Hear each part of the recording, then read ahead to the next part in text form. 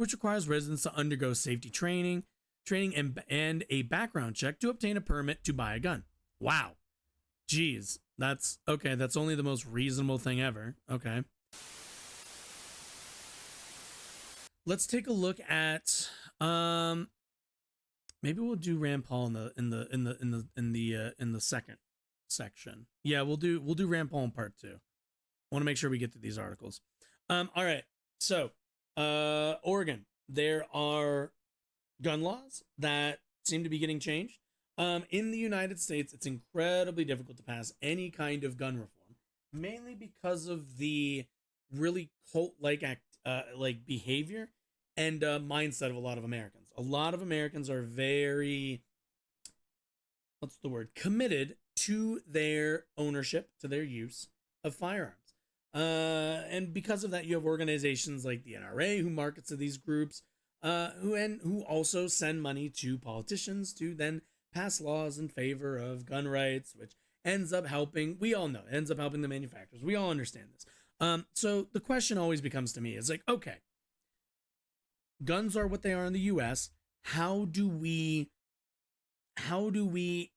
keep intact our right to bear arms and our right to own firearms and everything else?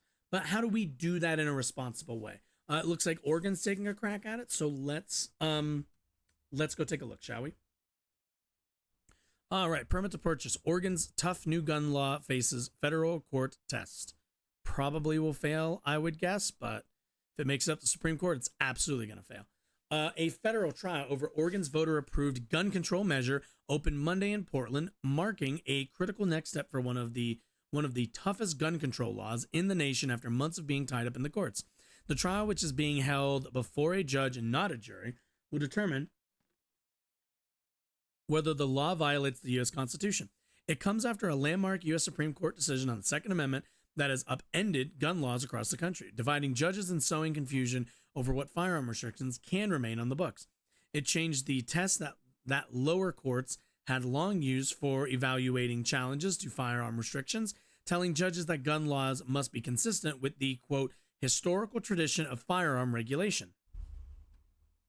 Keep in mind, there's not really that much of a historical tradition of firearm regulation. For the most part, it was up to a lot of localities for a long time. The Oregon measures' fate is being carefully watched as one of the first new gun restrictions passed as a Supreme Court ruling last June. The legal battle over Oregon could well last beyond the trial. Whatever the judge decides, the ruling likely will be appealed, potentially moving all the way up to the U.S. Supreme Court. Oregon voters in November narrowly passed Measure 114, which requires residents to undergo safety training and a background check to obtain a permit to buy a gun. Wow. Jeez. That's okay. That's only the most reasonable thing ever. Okay. The legislation also bans the sale, transfer, or import of gun magazines with more than 10 rounds unless they are owned by law enforcement or military member or were owned before the measure's passage. Those who already own high-capacity magazines can only possess them at home or use them at a firing range in shooting competitions or for hunting as allowed by the state law after the measure takes effect. Okay. That's... Okay, wait. Regulation also bans sale, transfer, and import of gun magazines. More than 10, makes sense. Unless you're in the military. Okay, yeah, that seems fair. Those are, yeah, if you... Okay, so if you already have them, you can still have them. You just can't... Yeah, so you basically can't conceal or open carry any of them, anything above 10 rounds. Because you can still go to the range, you can still go to shooting competitions, and you can still hunt with them. So that makes... Okay, that all makes sense. I honestly don't really think I have much of a problem with this. Yeah, I wouldn't say I have really a problem with that at all. The Oregon Firearms Federation and a county sheriff, of fucking course, filed the federal lawsuit in November contending it violated the right to bear arms under the Second Amendment of the U.S. Constitution. Democratic Attorney General Ellen Rosenblum and former Democratic Governor Kate Brown are named as defendants. Also keep in mind, the reading and understanding that we have of the Second Amendment right now, the one where it's like, oh yeah, the Constitution says that, anybody can own any kind of firearm or whatever. Like, the current ruling that we have was, I think, developed in what, 2008, if I remember correctly. So this is not some storied old understanding that we have about the Second Amendment. This is a new interpretation from a much newer court. Let's see. Daniel Nichols, an attorney for the plaintiffs, contended in opening statements Monday that the law violates the right to bear arms under the Second Amendment and the Due Process Clause under the 14th Amendment of the U.S. Constitution. This case is about constitutional rights, the right to keep and bear arms, as well as the right to be free from the taking of property. Well,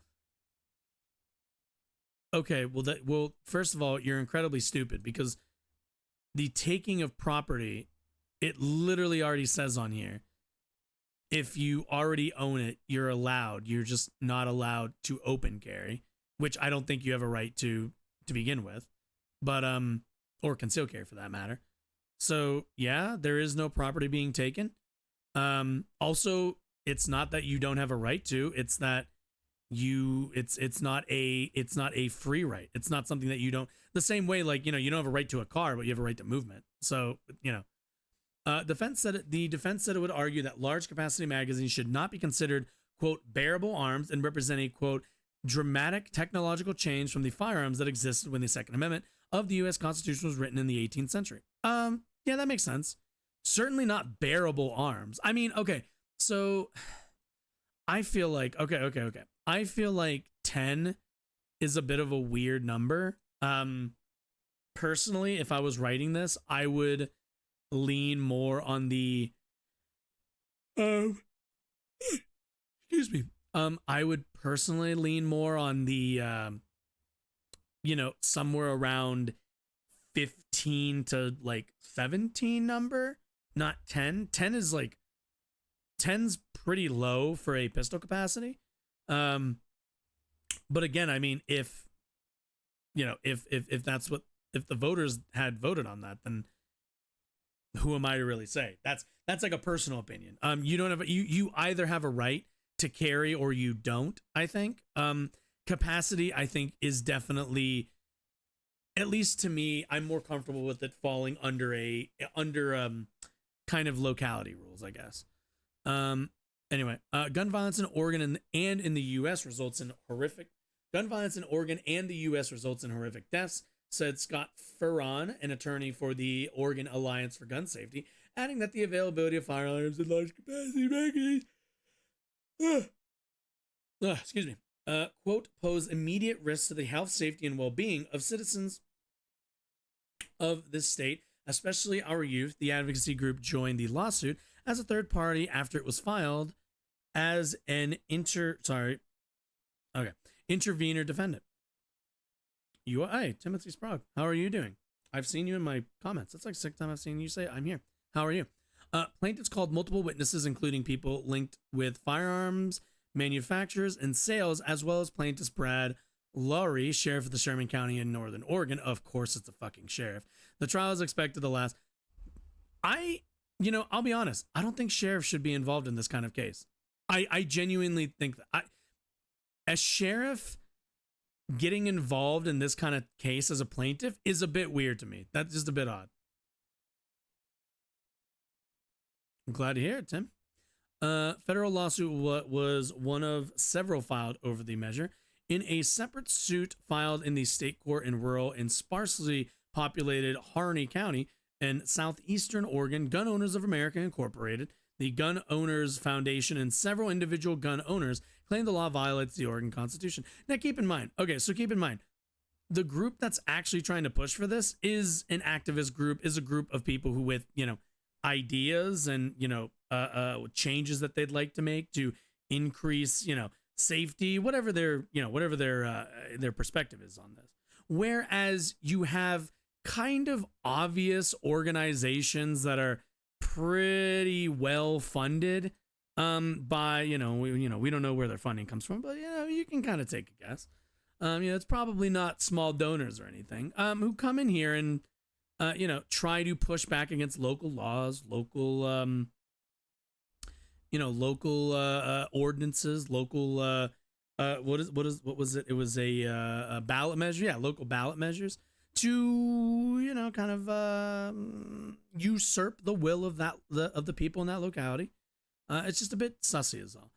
The judge presiding over the case, Harney County Judge Robert S. Raccio, in December ordered the law to be put on hold because the lawsuit challenged Measure 114 under the state constitution and not the U.S. Constitution. It held precedence in the state, legal experts said. A trial is scheduled for September. Supporters of the law say it would reduce mass shootings. It definitely will. And other forms of gun violence as well as suicides. I don't know about that. Suicides, well, certainly if you're getting a background check, but I don't think a background check is going to catch if you're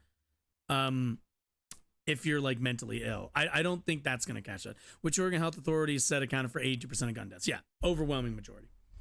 I waited for like 18 hours for this to start. Wow. Very dedicated, Timothy. I appreciate that. I appreciate the enthusiasm. But yeah, it's gonna be we'll have to see. We're gonna have to keep an eye out in September when this comes around the pike. I'm very interested to see what this comes out to be, because the actual restrictions I think are pretty reasonable. It's literally you have to pass a background check, and what was it? Let me look for the wording again. Yeah, it was like literally a background check and safety training. That's it. Which I'm in full support of background checks and safety training. So I got no problem with these.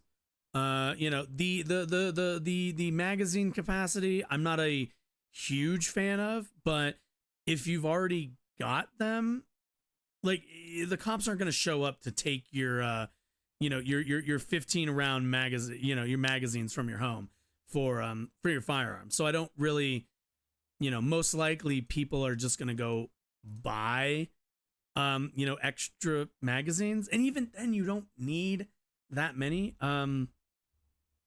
You know, it's just, you know, when you buy any firearm, you get multiple magazines. So it's not even like, you know, any of the extra ones you're buying is like extra anyway. So, do you think they'll ever begin busting down doors for our guns? No, that's not, no, unrealistic.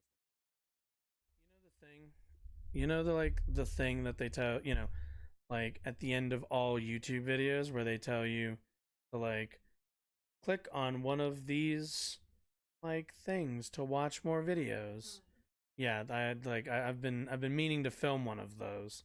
So that's what I was doing. I was just setting it up to film one.